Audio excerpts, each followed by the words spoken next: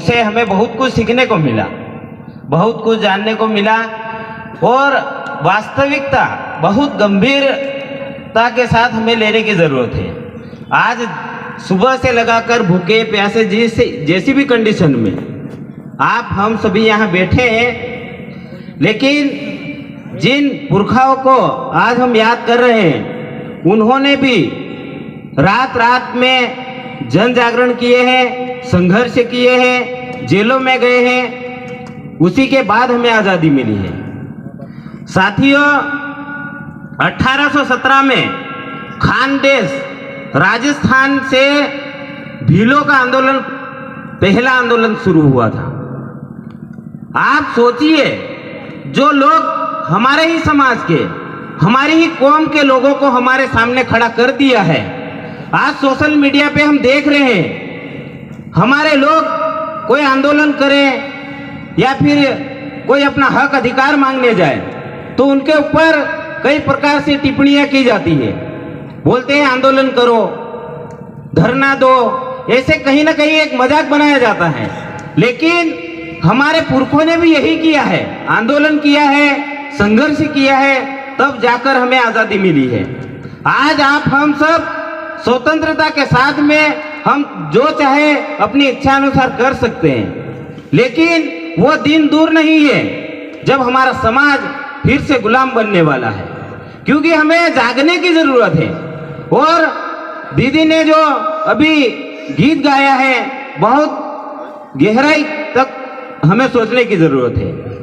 जब 1817 से जब भीलों का आंदोलन शुरू हुआ, उसके बाद में संथाल विद्रोह हुआ,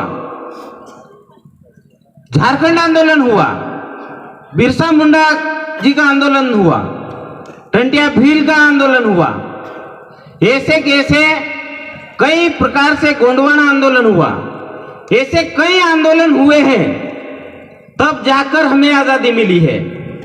आज हमें उनके मार्ग पे, उनके रास्तों पे हम चल रहे हैं, तो आज हमें कई प्रकार से अलग अलग शब्दों से हमें पुकारा जाता है। हमें बहुत गहराई में जाने की जरूरत है।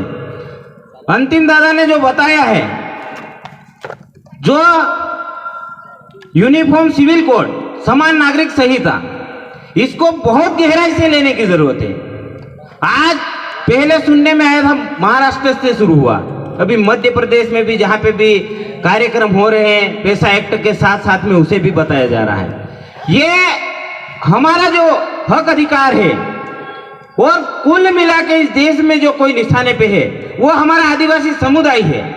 क्योंकि इतिहास गवाह है, ये जल, जंगल, जमीन किसके पास है? आदिवासी के पास है। आज इस देश का मालिक कौन है? आदिवासी है। आज हमें कई अलग अलग नामों से, वनवासी, जनजाति, इन नामों से पुकारा जाता है।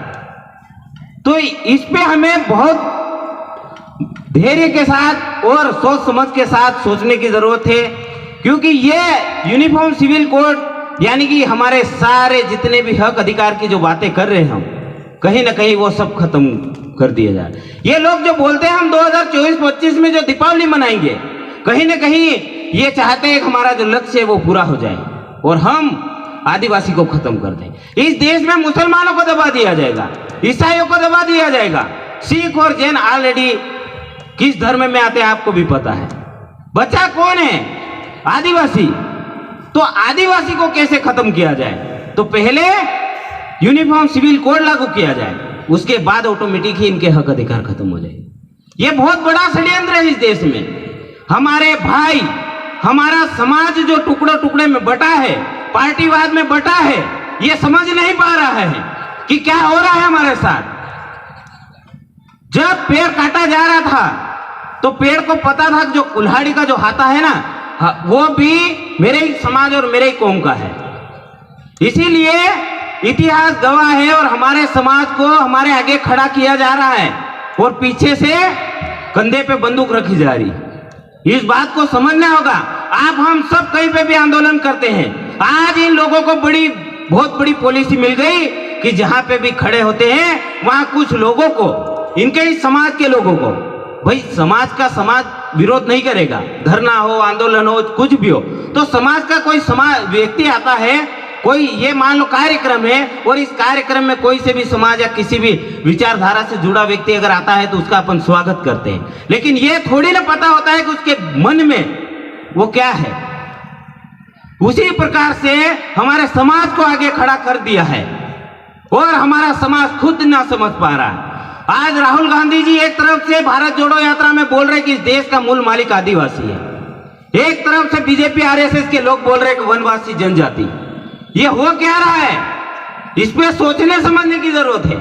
इन लोगों को हमारे पुरखे याद नहीं आए तब जब आदिवासी समाज देश आजाद होने के बाद हमारे जनप्रतिनिधि भी बने, आज तक बने हुए हैं, वो भी आज आदिवासी शब्द जो रतलाम निवेश क्षेत्र में जो घटना घटी उसमें एक बार भी सांसद महोदय द्वारा एक बार भी आदिवासी शब्द नहीं लिया गया।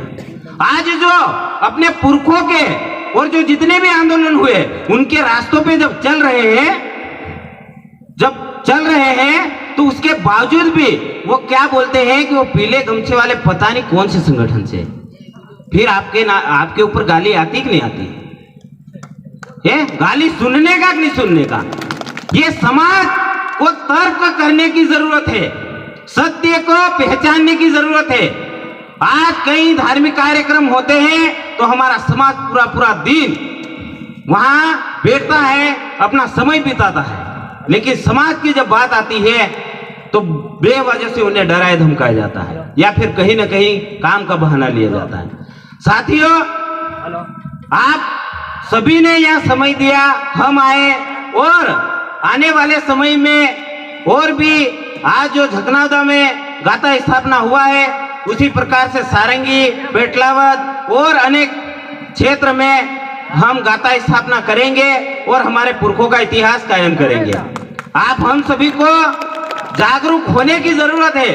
अभी चुनाव है, इसीलिए सारी रणनीतियां बनाई जा रही है पार्टियों द्वारा। ये दोनों पार्टियां देश आजाद हुआ उसके पहले से पार्टी थी, उसके बाद भी है और रहेगी।